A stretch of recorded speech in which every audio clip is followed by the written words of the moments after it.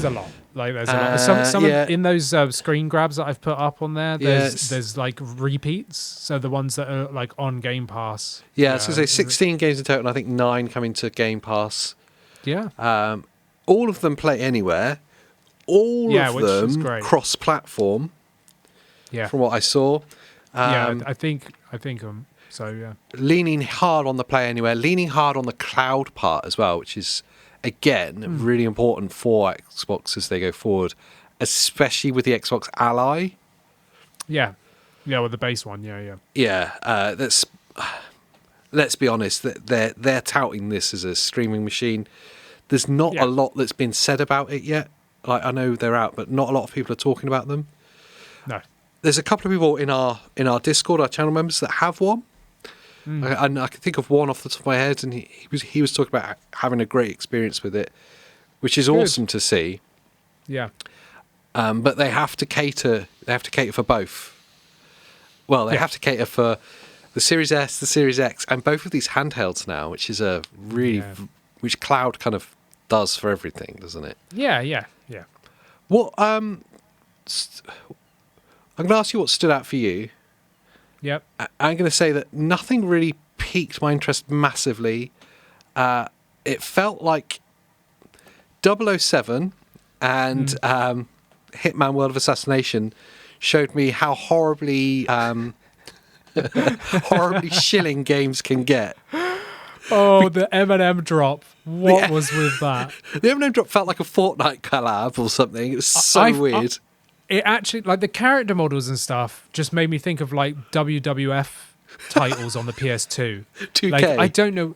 Yeah, like, I don't know. I know it's WWE now or whatever, but but it really felt like that. I thought, like, Eminem was going to get in a ring with, like, the Hitman guy, you know.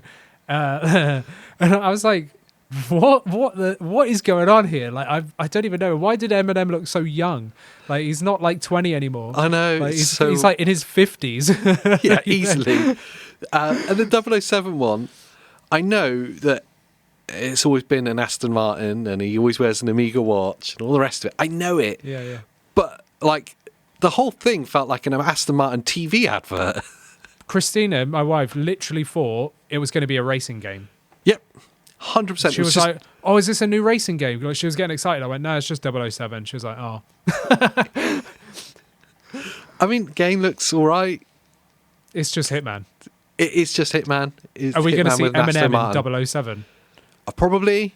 Why not? If he pays to do a collab, why not? Yeah, maybe. Yeah, they were the standout moments for me of, like, cringeness. Like, those were random. Yeah. And the other one, what was it called? Like Raji or something like that? Like, it was just a CGI trailer. And at the end, they were like, Dave, like, learn more about this, like, beautifully in-depth, like, scenery and this, that, and the other. I was like, you've shown us nothing. Yeah. Like, literally, it was a CGI trailer. I don't know if this is an RTS game. Like, no idea. What game is it? Is it a first-person shooter? I don't know. Do you know what I mean? It actually does my head in on these previews and these showcases and stuff when the rendered section is too long. Yeah, that whole thing was just a rendered thing. It could have been a mobile game. I have no idea. And they were like hyping it up. Could have been a movie. Yeah, like, I don't know what this is. Like, I don't know anything about it. So, yeah, wicked. Cheers. The opposite for me was one game where as soon as I saw the intro to it, I knew exactly what that game was. They made no reference to the first game whatsoever in the trailer, which was really weird. Yeah, or Fist 2 is what I'm going to call it. So it came on, I went, that's Fist. Like, immediately, same characters, everything. I was like, yeah. Like, this is a side-scrolling platformer, Metroidvania-style action platformer, whatever you want to call it. Didn't get well received the first game. I liked it, like, beautiful graphics. It was good. There was some issues, like buggy issues and stuff, whatever. Like, I liked it. And honestly, I thought I'd never see that game again because it wasn't very well received. Kind of like Biomutant, everyone like didn't like that, right? Yeah. So it's that kind of vibe, right? But even though that wasn't a platformer. But anyway, so I was like seeing this big CGI trailer and I was waiting for it to go into side-scrolling platformer. Right, yeah, no, like 2.5D platformer. Totally. And then the camera like goes from CGI like to over the shoulder third person. And I was like, what? Like, that was the biggest shock for me because I knew the first game, right? I played it. So I was like, that blew my mind. I think that looks wicked. And then they came up with a name. I was like, Zoo Punk. It's weird that they made no reference to Fist. No, they made none. No reference. Are they trying to avoid it, do you think? Because it wasn't that successful. So. Yeah. I think I've got the collector's edition behind me, literally like up here somewhere. Yeah. Like of Fist. So, weird. It's a weird one. There was a lot of dark games, wasn't there? There was quite a dark kind of almost Halloween vibe to the whole thing. Yeah. So that Total Chaos is out now on Game Pass, cross-platform, whatever.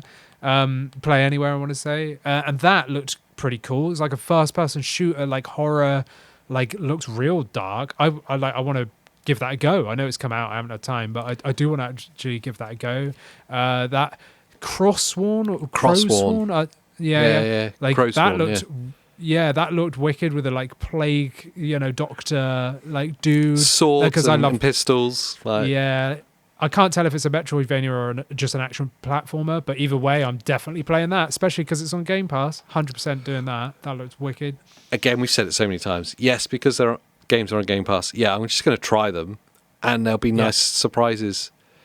I always have to remember my my initial reactions to things versus what they're like to play. I need to kind of like temper my initial reactions. Because I remember the partner showcase where Doom the Dark Ages was announced. Yeah. And in the same one, it was quite a big one. There was a lot of big hitters in that. There was South of Midnight was in it, and Expedition 33 was in it. Yes. And I remember specifically talking about Expedition 33 and going, I don't know, a French RPG? I don't know if I like it. I remember you saying that. Yeah. And because it was on Game Pass, I was like, well, I'll try it. And you Day one, installed it.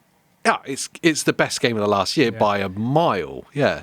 And if we look back, this has been a kind of running. I think this is your inner PlayStation pony being hurt. Yeah. Because every time we've had a game that's been showcased in a direct, you're like, looks a bit rubbish. And then when you play it, you're like, loved it. Remember Indiana Jones? Yes. We both said this looks crap. It looked awful. It looked terrible. Like, how are they going to mix between like first person, third person?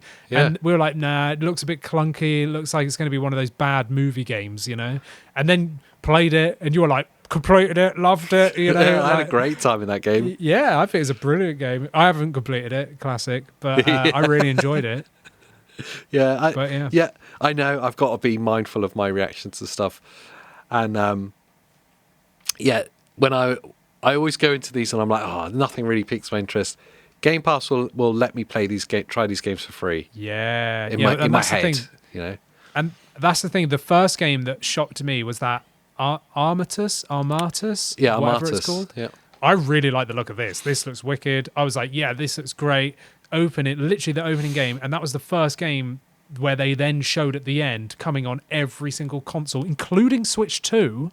Yeah, I was like, wow. But what the thing they've got up their sleeve, the ace up the sleeve, is Xbox Play Anywhere, Game Pass.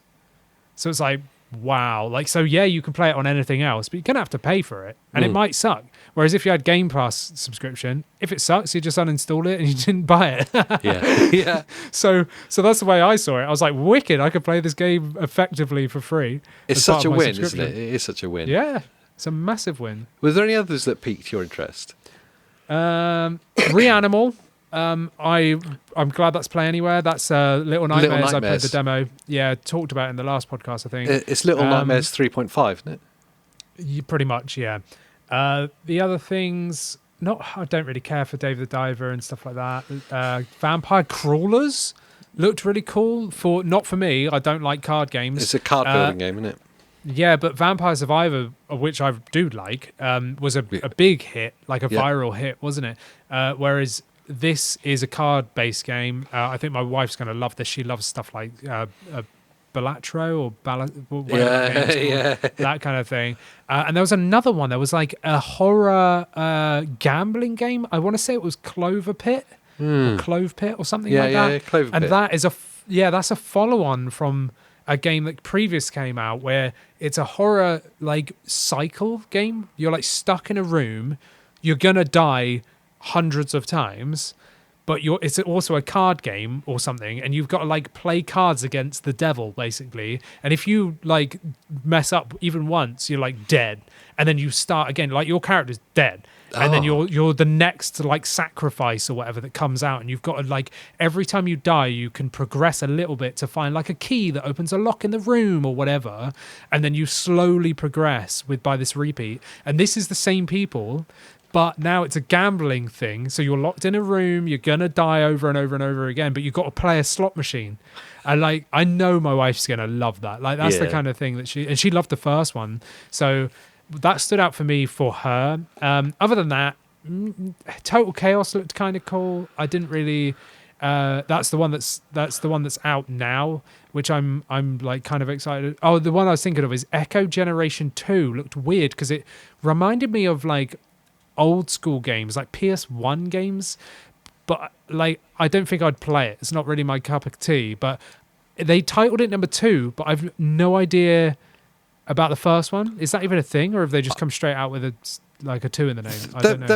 There must be a 1. It wouldn't make sense otherwise. So. But it totally new to me, so I've not experienced it. Maybe I have, and I've completely forgotten. Maybe it was like 20 years ago.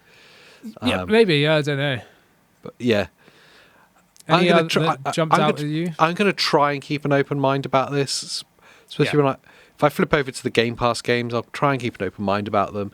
I'm more excited about the whole thing that it doesn't matter that the games don't jump out to me. What matters is that they're embracing the wider things, and Xbox are kind of pulling down the walls of everything, showing that it's come to PS5, showing that it's on Steam, showing that it's switched to Play Anywhere, Xbox Cloud. Do you know what I really want to do is spend some time actually testing Xbox Cloud gaming. Hey Andy, check out that totally seamless transition. What's happening? Yes. Well, you just watched a clip of the 128KB podcast. Did I? If you want to watch the full thing, you should click on the video that's between our faces. It's a good one.